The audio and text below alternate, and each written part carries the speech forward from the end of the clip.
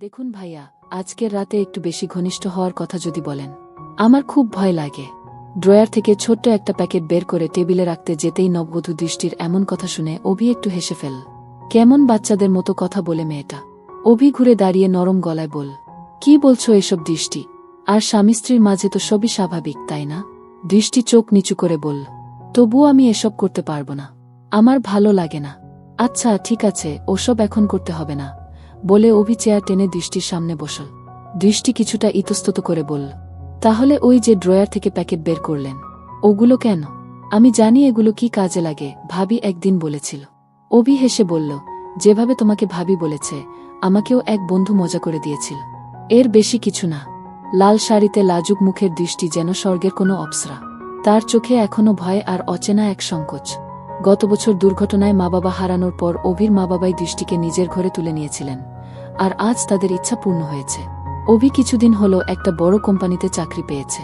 সুদর্শন, শান্ত স্বভাবের এই মানুষটিকে দৃষ্টি মন থেকে শ্রদ্ধা করে, কিন্তু হঠাৎ এত কাছে আসার কথা ভাবতেই বুকের ভেতর অদ্ভুত কাঁপুনি লাগে তার। ঘোমটার নিচে গরমে ও লজ্জায় ঘেমে যাচ্ছে দৃষ্টি। অভি নরম গলায় বলল, গরম লাগছে তো, ঘোমটা সরিয়ে বসো। দৃষ্টি একটু পেছিয়ে গিয়ে বলল, ঘোমটা সরালে পড়ে যদি আপনি আমাকে কাছে টানেন? আমি কিন্তু সব বুঝি। অভি মুচকি হেসে বলল, আরে তুমি যেমন ভয় পাচ্ছ, আমি তেমন কিছু করব না। শুধু স্বাভাবিকভাবে কথা বলবো, একে অপরকে বুঝো। দৃষ্টি চুপ করে রইল। ঘরটা যেন নিস্তব্ধ হয়ে গেল। বাইরের হালকা বাতাসে পর্দা দুলছে, অথচ তাদের দুজনের চোখে অদ্ভুত এক টান, যেন কিছু না বলেও অনেক কিছু বলা হয়ে যাচ্ছে। ঘড়ির কাঁটা রাত 12টার কাছাকাছি। ঘরে হালকা আলো, বাইরে থেকে চাঁদের আলো এসে পড়েছে জানালা দিয়ে। দৃষ্টি চুপচাপ বিছানার একপাশে বসে আছে, ঘোমটা কপাল থেকে খানিকটা নেমে এসেছে। হাতে কাচের চুড়িগুলো মৃদু শব্দ করছে, কিন্তু তার চোখে স্পষ্ট ভয় আর লজ্জা। অভি বিছানার অপর পাশে এসে বসল, কিন্তু খুব কাছে নয়। এভাবে চুপ করে থাকছ কেন? আজ তো আমাদের প্রথম রাত, কথা তো বলো। দৃষ্টি মাথা নিচু করল, জানি না কি বলব, সবকিছু আমার কাছে নতুন। অভি নরম গলায় বলল, নতুন বলেই তো ধীরে ধীরে অভ্যস্ত হয়ে উঠতে হবে। আমি তোমাকে কখনো জোর করব না, কিন্তু তোমাকে বুঝতে চাই। দৃষ্টি একটু অবাক হয়ে তাকাল অভির দিকে। তার চোখে যেন আন্তরিকতার এক আশ্বাস আছে। অভি মুচকি হেসে বলল, জানো, ছোটবেলা থেকেই তুমি অন্যরকম ছিলে আমার চোখে। শান্ত, ভদ্র, আর সবসময় সবার কথা ভাবতে। তোমাকে যখন প্রথম দেখি লাল রঙের ওড়নায়, মনে হয়েছিল যদি তুমি একদিন আমার জীবনের অংশ হও, তবে সেটা হবে আমার জন্য সবচেয়ে বড় পাওয়া। দৃষ্টির গাল হালকা লাল হয়ে উঠল। এত কথা আগে বলেননি কেন? বলিনি, কারণ ভয় ছিল। হয়তো তুমি আমার জন্য তৈরি নও। দৃষ্টি এবার মৃদু হেসে বলল, আপনি জানেন, আমি আপনাকে কখনো না বলতাম না, কিন্তু আজ হঠাৎ এত কাছাকাছি আসা, ভয় লাগছে। অভি আস্তে করে তার হাত ধরল। ভয় পাওয়ার কিছু নেই। কাছে আসা মানেই কিছু করে ফেলা নয়। কাছে আসা মানে তোমার চোখের দিকে তাকিয়ে তোমার ভেতরের কথা পড়া, তোমার হাতের উষ্ণতা অনুভব করা। দৃষ্টি অবাক হয়ে দেখল, অভির হাত একদম উষ্ণ, কিন্তু শক্ত করে ধরা নয়, শুধু এক আশ্বাসের মতো। বাইরে হালকা বাতাসে পর্দা দুলছে, আর ঘরের ভেতর নীরবতার মাঝেও এক ধরনের রোমাঞ্চ ছড়িয়ে পড়েছে। দৃষ্টি ধীরে ধীরে স্বস্তি অনুভব করছে। দৃষ্টি, আজ আমরা শুধু কথা বলব। চাইলে তোমার ছোটবেলার গল্প শোনাও, কিংবা আমার প্রথম চাকরির দিনের গল্প শোনো। দৃষ্টি একটু হেসে বলল, আপনি নিশ্চিত কিছুই করবেন না? অভি মজা করে বলল, কিছু করব না বলিনি, বলেছি তোমার অনুমতি ছাড়া কিছু করব না। দৃষ্টি লাজুকভাবে মুখ ফিরিয়ে নিল, কিন্তু ঠোঁটের কোণে হাসি ফুটে উঠল। ঘরের ভেতর যেন এক মিষ্টি খেলা শুরু হয়ে গেল। চোখের চাওয়া, হাসির আড়ালে লুকানো সংকেত, আর এক অদ্ভুত টান, যা তাদের ধীরে ধীরে একে অপরের দিকে নিয়ে যাচ্ছে। বাইরে মাঝরাতের নীরবতা। দূরে কোথাও কুকুরের ডাক শোনা যাচ্ছে, আর মাঝে মাঝে রাস্তার বাতির নিচে পতঙ্গ উড়ছে। ঘরের ভেতর দৃষ্টি ও অভি এখনও পাশাপাশি বসে আছে, কিন্তু এখন তাদের মধ্যে দূরত্ব আগের চেয়ে কম। অভি আস্তে করে বলল, দৃষ্টি, তোমার চোখের দিকে তাকালে মনে হয় তুমি হাজার কথা লুকিয়ে রেখেছ। দৃষ্টি লাজুকভাবে বলল, সব কথা মুখে বলা যায় না, কিছু কথা চোখেই বলা ভালো।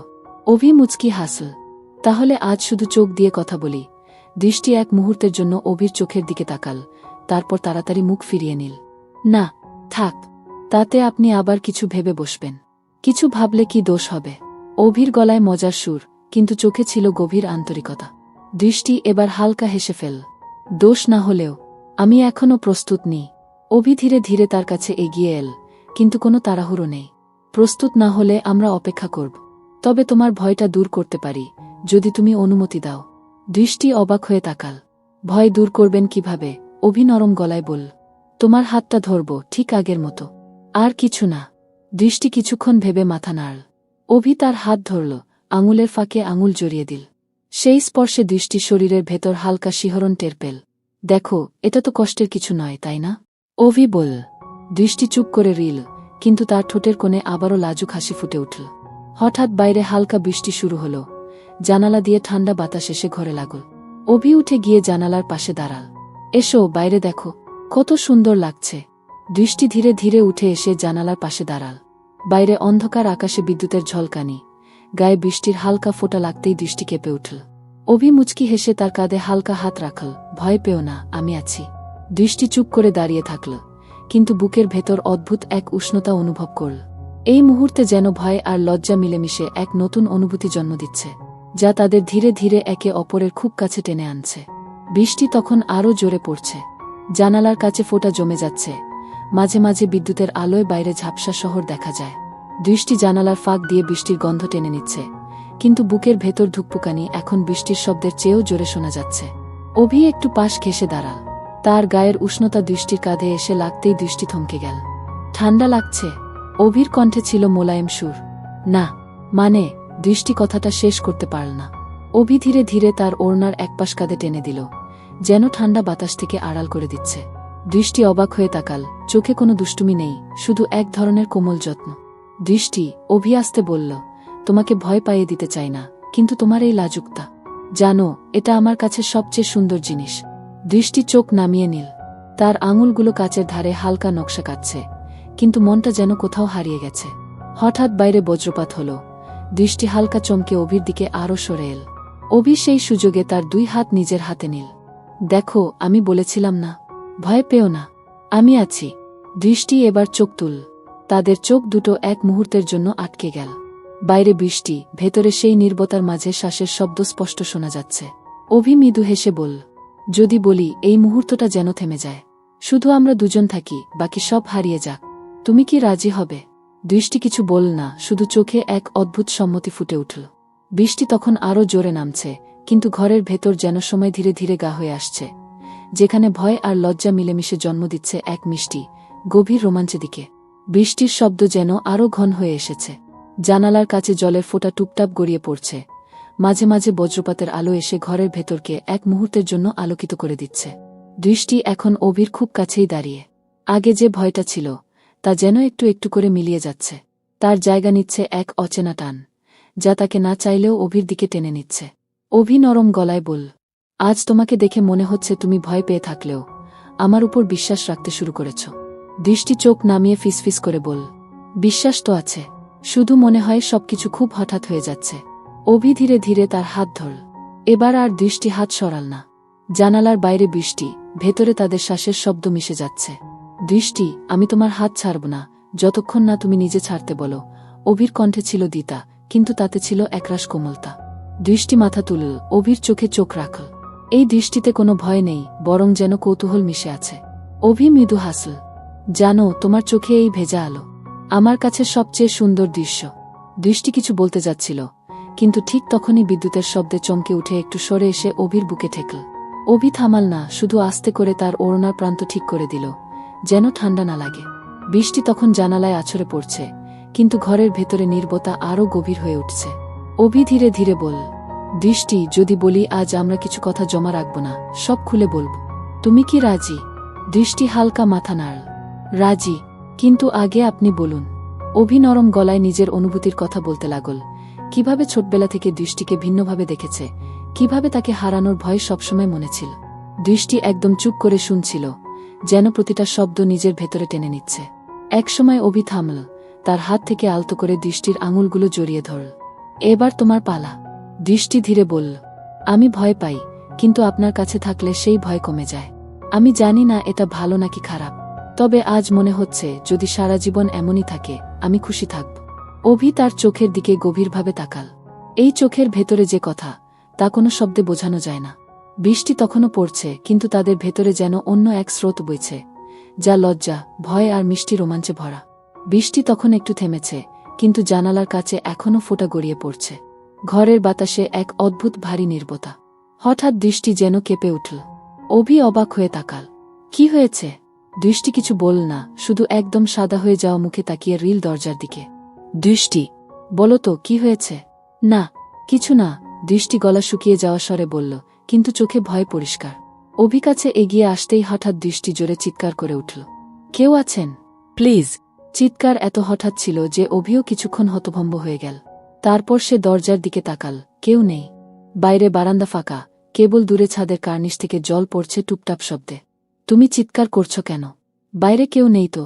অভির গলায় বিস্ময় আর আতঙ্ক মিশে আছে। দৃষ্টি হাঁপাচ্ছে, চোখে পানি এসে গেছে। আমি মনে করেছিলাম কেউ যেন জানালার পাশে দাঁড়িয়েছিল। অভি তাড়াতাড়ি জানালার কাছে গেল। বাইরে অন্ধকার, কেবল গলির বাতির নিচে ঝাপসা বৃষ্টির ধারা। এখানে কেউ নেই দৃষ্টি। হয়তো তোমার ভুল লাগছে। দৃষ্টি মাথা নাড়ল। না, আমি স্পষ্ট দেখেছি, কালো ছায়ার মতো। আর সেই ছায়া আমার দিকে তাকিয়েছিল। অভি চুপ করে গেল। তার নিজেরও মনে এক অদ্ভুত অস্বস্তি জন্ম নিল, কিন্তু দৃষ্টিকে ভয় না দেখিয়ে সে হাত বাড়িয়ে বলল, এসো বসো। আমি আছি, তুমি ভয় পেও না। দৃষ্টি ধীরে ধীরে অভির কাছে এসে বসে পড়ল, কিন্তু তার বুকের ধুকপুকানি যেন থামছেই না। বাইরে আবার হালকা বাতাস উঠেছে, পর্দা দুলছে। দৃষ্টি কেঁপে উঠল। অভি এবার হাত বাড়িয়ে তার হাত শক্ত করে ধরল। আমি আছি দৃষ্টি, যদি কেউ থাকে সে এই ঘরে ঢুকতে পারবে না। কিন্তু অভির গলার দ্বিতার আড়ালে তার চোখেও এখন অদ্ভুত এক চিন্তার ছায়া। ঘরের ভেতর এখনও সেই চাপা নীরবতা। বাইরে বৃষ্টি প্রায় থেমে এসেছে, শুধু মাঝে মাঝে ছাদের কোণা থেকে জল পড়ার টুপটাপ শব্দ শোনা যাচ্ছে। দৃষ্টি অভির হাত শক্ত করে ধরে আছে। তার আঙুলের ঠান্ডা স্পর্শ অভিকে বুঝিয়ে দিচ্ছে সে এখনও ভয় কাটিয়ে উঠতে পারেনি। অভি মৃদু গলায় বলল, শোনো, হয়তো তুমি ভুল দেখেছ। কালো ছায়া জানালার পাশে, এগুলো মাঝে মাঝে চোখে ধোকা দেয়। দৃষ্টি ধীরে মাথা নাড়ল। না অভি, আমি ভুল করিনি। সেই ছায়া একদম স্থির হয়ে দাঁড়িয়েছিল। আমি বুঝতে পারছিলাম কেউ আমার দিকে তাকিয়ে আছে। অভি একটু থেমে তার দিকে তাকাল। দৃষ্টির চোখে এক অদ্ভুত মিশ্র অনুভূতি, ভয়, কৌতূহল আর কিছুটা অনিশ্চয়তা। আচ্ছা, যদি সত্যিই কেউ থাকে, তাহলে আমরা দরজা জানালা সব বন্ধ করে দেব। অভি উঠে গিয়ে জানালার ফাঁকটা বন্ধ করল, পর্দা টেনে দিল। দৃষ্টি ধীরে ধীরে বিছানায় বসল, কিন্তু তার দৃষ্টি বারবার সেই জানালার দিকেই চলে যাচ্ছে। অভি এসে তার পাশে বসল। দৃষ্টি, আমি তো আছি, তোমার ভয় পাওয়ার কোনো কারণ নেই। দৃষ্টি চুপ করে রইল, তারপর হঠাৎ নরম স্বরে বলল, জানো, আমি প্রথমবার এত ভয় পাচ্ছি না। আজ আমার মনে হচ্ছে তুমি পাশে থাকলে আমি নিরাপদ। অভি মৃদু হাসল। তাহলে ভয়টা আমাদের কাছে আসার একটা কারণ হয়ে গেল। দৃষ্টি একটু লজ্জা পেয়ে মুখ ফিরিয়ে নিল, কিন্তু তার ঠোঁটের কোণে মৃদু হাসি ফুটে উঠল। অভি আলতো করে তার হাত নিজের হাতে নিল, উষ্ণতা দিতে লাগল। ঠিক তখনই দূরে কোনো জানালার গ্রিলে যেন ধাতব শব্দ হল। দুজনেই থমকে গেল। অভি তাকাল দরজার দিকে, দৃষ্টি আবার চুপচাপ অভির হাতে আরও আঁকড়ে ধরল। বাইরে অন্ধকারে যেন কেউ দাঁড়িয়ে আছে, নাকি এটা শুধু বাতাসের খেলা? অভি তার কণ্ঠ ধীর করে বলল, দৃষ্টি, আমি আছি। যতক্ষণ আমি আছি তোমার কিছু হবে না। দৃষ্টি এবার কোনো উত্তর দিল না, শুধু তার মাথা অভির কাঁধে হেলিয়ে দিল। ঘরের ভেতর ভয় আর এক মিষ্টি রোমাঞ্চের অদ্ভুত মিশ্র অনুভূতি ছড়িয়ে পড়ল। ঘরটা বেশ সেদিনের মতো অন্ধকার, জানালা বন্ধ, আর জানালার বাইরে ঝড় বৃষ্টি থেমে গেছে। কিন্তু দৃষ্টির হৃদয়ের ভিতর এক অদ্ভুত উত্তেজনা কাজ করছে, যা সে আগে কখনো অনুভব করেনি। হঠাৎ অভি কানে এক অদ্ভুত শব্দ শুনল। দূর থেকে যেন কোনো ফিসফিসানির মতো শব্দ আসে। সে দৃষ্টির হাত ধরে উঠে দরজার কাছে গেল। দুজনে একসাথে দরজা খুলে বাইরে তাকালো, কিন্তু কিছুই দেখা গেল না, শুধু রাতে গা অন্ধকার আর কেবল বাতাসের মৃদু শব্দ। দৃষ্টি ধীরে বলল, হয়তো সবই আমার কল্পনা ছিল, হয়তো আমি একা ভয় পেয়েছিলাম। অভি একদিকে হাসল, একদিকে বলল, কল্পনা বা বাস্তবতা যাই হোক, আজ রাতে তোমার পাশে থাকতে পেরে ভালো লাগলো। দৃষ্টি তখন একটুখানি হাসল, সেই লজ্জা ও শিহরণ মিশানো হাসি, যা অভির হৃদয় ছুঁয়ে গেল। বিছানায় ফিরে এসে অভি বলল, জীবনে যত রহস্যই থাকুক, আমরা একসাথে থাকলে সব পারব। দৃষ্টি চোখ বন্ধ করে বলল, আমি জানি, আর আজ থেকে আমি আর ভয় পাব না। ঘরের ভিতরে তখন এমন এক শান্তি নেমে এল, যা দুইজনের মধ্যে নতুন এক বন্ধনের সূচনা করল। আপনাদের সবাইকে অনেক ধন্যবাদ এই গল্পটি শোনার জন্য। যদি আপনাদের ভালো লাগে, তাহলে নিচে লাইক দিতে ভুলবেন না। নতুন গল্প পেতে সাবস্ক্রাইব করুন আর শেয়ার করুন বন্ধুদের সাথে। আপনাদের ভালোবাসা আর সাপোর্ট ছাড়া আমরা এগোতে পারব না।